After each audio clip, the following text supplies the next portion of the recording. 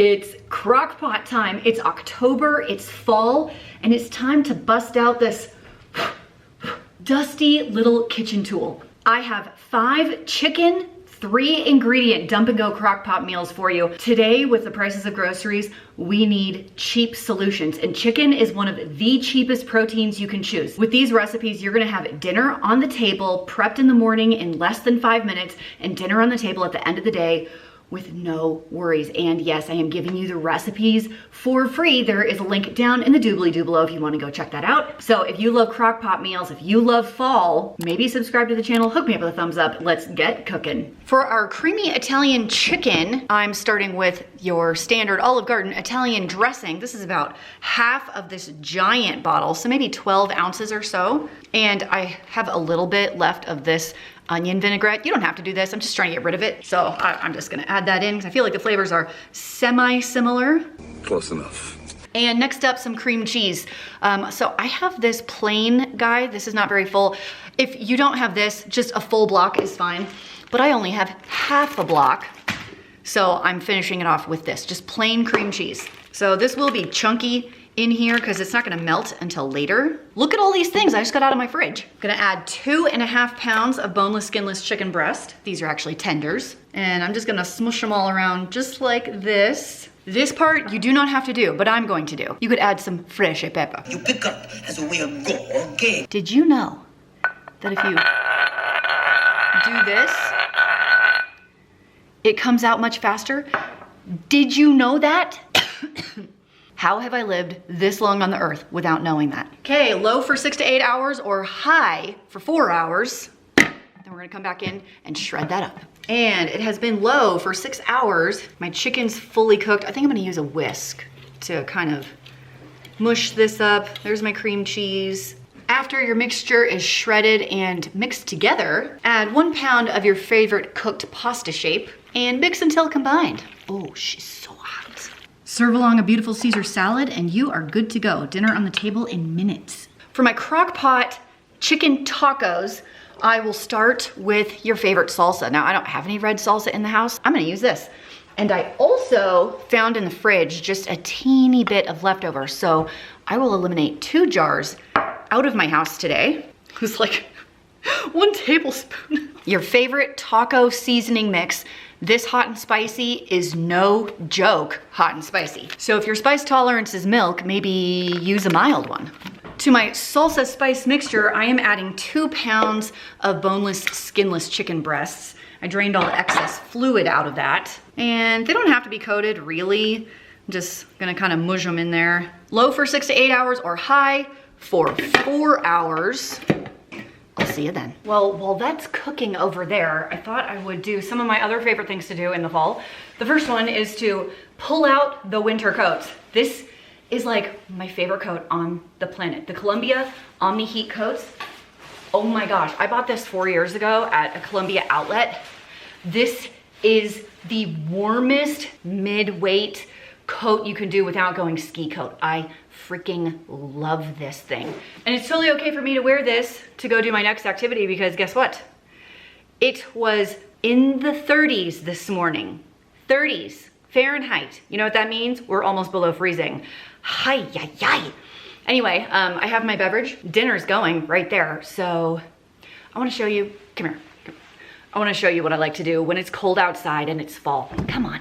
Yeah, that's right. I love to rewatch Gilmore Girls in the fall, and what makes it the best is this bed, you guys. This Helix mattress makes this the most comfortable seat in the house. Thank you to Helix for sponsoring today's video. Helix makes premium mattresses and bedding to fit you and your sleep needs. And they are conveniently shipped right to your door, shows up in a box, all rolled up. You can bring it in, unroll it, and it's ready to sleep in like 2 hours. And it's so fun to watch those guys expand out. We've had Helix mattresses in our house for the last 3 years. In fact, this was super cool. I'm so grateful to Helix for letting us try out their new here in 2024, their Elite line of mattresses. So we just got the Elite Moonlight mattress, but they have more than just that. They have the Helix Plus, a mattress designed for big and tall sleepers, and the Helix Kids mattress designed for growing bodies and endorsed by child sleep and medical experts. I'm not 20 anymore, which means I get back pain if I sneeze wrong. And so I really love having a high quality mattress to ensure that I wake up in the morning with no back pain and I get really, really great night's sleep. I love sleep. It makes me pretty. Well, how in the world do you pick the right one? Everybody's different. Helix knows that. So they designed a quiz for you to take. It's just a couple of questions, takes just a couple of minutes, and then they're gonna recommend a mattress to you. You get a 100-night sleep trial, and if you don't like it for any reason, they're gonna make it right for you. They come with a 10-year warranty. They offer financing and payment plans if you need that. I gotta say, this ultra premium Elite mattress, oh my gosh, like my room is legit luxurious now. I mean, yes, I don't have curtains or a headboard really, but who cares when you have a mattress like this? And now is the perfect time to buy because Helix is gonna give you 20% off. Can I get an amen? Go to helixsleep.com/frugalfitmom, or you can click the first link in the doobly-doo below to get that deal. 20% off right now. helixsleep.com/frugalfitmom. First link in the bloop. Thanks to Helix for sponsoring, and back to the rest of the vid. Okay, here we go. Totally cooked through. And it is time to shred the chicken, and you can use a whisk. You could also use a meat masher to get in here and shred up all this chicken. Either works fine, so whatever you have hanging around, it's all good. And then I will pull out my favorite taco toppings and shells. You could do nachos, you could do chips, you could do chicken taco salad if you want. I'm gonna do standard soft shells or tortillas for our tacos today. I was gonna get out some lettuce, and then when I pulled it out, I realized it's past its prime. It's turned. So we'll leave the lettuce out today, but you can top it with sour cream, avocado, lime, cilantro, cheese if you want, whatever. Got some tomato hanging around, perfect, add that. For my crock pot ranch chicken, I'm gonna put in 3 fairly good sized chicken breasts. These are boneless, skinless chicken breast, maybe 1.5 pounds to 2 pounds here. And our next 2 ingredients are these. We have 1 can of cream of chicken, which I stole from my mom's house because I typically don't buy this, and I'm pretty sure it expires this month. And I was trying to help my mom by getting rid of all of her expired food in her pantry. Aren't I a great daughter? It never occurs to me to buy these because I probably only use maybe 1 can a month. I don't use it often to cook, but in situations like this, when you need an easy grab and go, it can be really, really helpful. So I should probably put a couple of cream of chickens and a couple of cream of mushrooms on my shopping list just to have. So I'm gonna spread this out just a little bit. For the ranch, you could use a 1 ounce packet like this, or you could do a container like this guy. I'm gonna use this one because it's spicy and I like that. So I'm trying to figure out what the measurement is for 1 ounce. I don't know, so we're just gonna guess. I think I'm gonna go with 2 tablespoons. 1, 2, oh, don't pepper spray yourself. And 1/2 can of water just to get it going here. Cook on low for 6 to 8 hours, high 3 to 4 hours. Once the ranch chicken is all done, I like to serve mine on some really warm, creamy mashed potatoes. You know what, pasta could also work for this. And I'm not even gonna shred this chicken. We're gonna do an entire chicken breast like this right on top. And you gotta have some of that sauce. And I am about to cook up some frozen green beans. I found a bag in my freezer so I could do a nice little green bean situation over here on the side. Oh my gosh, doesn't that look so, so good? Talk about comfort food. For my orange chicken, I have 5 chicken breasts in here, but you could do 4 to 5 is a good amount. They're kind of smaller, I'd say about 2 pounds of chicken, and you could do a combination of things. I'm gonna start with this orange sauce from Panda Express. You can get this at Walmart. And I just had it in my fridge, so I think this is a good use for it. If you don't have this, you could also use orange marmalade in combination with your barbecue sauce. So I'm just gonna use the rest Maybe that's too much. Whatever, it'll be fine. I'm just gonna use the rest of this jar. We're looking at about a cup of an orange sauce or orange marmalade, whichever one you have sitting around. Next up, we're gonna do 1 cup of your favorite barbecue. Got this one on sale. And I am eyeballing this to some extent. That looks like a cup. And you could throw in a dash of soy sauce. I have these little ponzu packets. I wanna use them up, so I'm gonna throw these in here. I'm just gonna mush this around a little bit, kind of get it under the chicken. Lid on, low for 6 to 8 hours. Don't forget to cook up some rice to serve this with. Okay, my orange chicken is done. And I've decided the meat masher, my favorite application here. I just wanna shred up this chicken, and I do have excess sauce, but that's fantastic because we're gonna pour this all over rice. You wanna throw in some veggies, some frozen broccoli. That would also be delicious. Don't use a slotted spoon for this because you want all the juices. This is gonna be an excellent high protein meal if you make the serving sizes fairly large. Look at all that juice soaking into the rice. Oh yeah, it smells amazing. What I love about doing chicken wings in the crock pot is, first of all, you can throw them in frozen. These are very frozen. Exhibit A. Frozen to its very marrow. Number 2, it doesn't take that long. And number 3, you do not have to mess with frying them.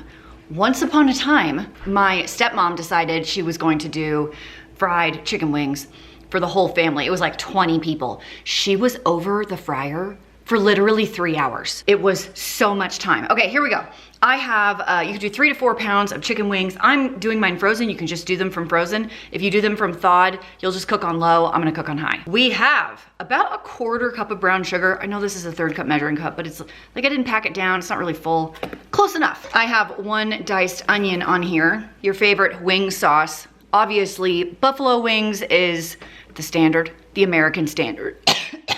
The American standard, and this was in my pantry and it expired in 2023. Shh, don't worry, but it'll be fine. And because these are frozen, I will cook on high for 2 to 2.5 hours or so. If they were thawed, you would just cook on low for 2 to 2.5 hours. Also, make sure you plug that in. After 2.5 hours, my chicken wings are totally done. But who likes chicken wings like this? You gotta have that crunch on the outside. So yeah, I am going to broil these in the oven. You could also use your air fryer for just a few minutes to get that nice crispy skin. And then this sauce is totally cooked through, so you can just leave it like this as a dip, or you can put the crispy wings back in here. So let me get these out and put them in an oven-proof tray. I'm not gonna get too much of the liquid because I want these real crispy. These are awesome if you're doing game day at your house, or you got a bunch of teenagers trying to watch a movie and they need some snacks. I'm putting these in my oven on broil, and keep an eye on them because they can get black very quickly. Quick reminder that all of the recipes and the shopping list for the chicken crockpot meals today are down in the description box, so make sure you go check that out. I am so grateful you decided to hang out with me today. I love spending a lazy fall day watching Gilmore Girls with my internet friends. Hope you have an amazing month and that you cook some delicious crockpot meals. I'll see you in the next video. Bye. There is something about parenting teenagers that are transitioning into being adults that is scary, horrifying, terrifying. It's like a thriller movie. Are these all the same adjectives? Something that's really important to me is as they're like turning 18 and becoming an adult, you start letting them make their own decisions. And he asked me things like, is it okay if I skip blah, blah, blah to go out with friends? This is the stage where you say, I trust you to make that decision for yourself, which for a teenage boy gives them a whole lot of confidence. Here's the challenging part. Yesterday, my son decided to go to this cave that has ice in it with some friends. He's never been there before. He doesn't know how to get there. Yes, there's GPS, but like, is there really when it comes to these caves? So of course I do the mom thing and I'm like, okay, drive safe. Let me know when you're coming back. Don't slip on the ice and break your face. They were gone a long time, a very long time. So apparently they had done cave exploring. So they went to this first cave, did that for a few hours, and then I did get a text saying, hey, we're done with this first cave, now we're going to go do the ice cave. And I told him, I'm like, the sun's gonna set at like 7:15, so you need to be out of the cave and in the car making your way back to the main road. by like 7:15, 7:30. It's like 7:15, 7:20, 7:25, 7:30, radio silence.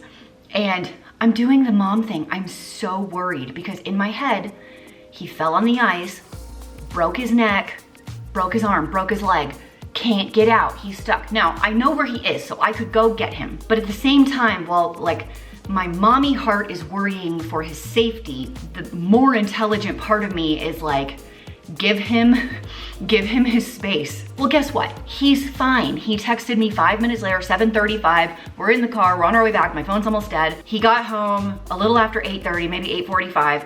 He's fine, he had a great time, but the most important part is he had this overwhelming higher level of confidence because he was able to go out on his own, explore something, and not have his mom tagging behind him, making sure that he was safe. Did I mention that parenting teenagers is like my favorite stage of parenting? It's literally the best.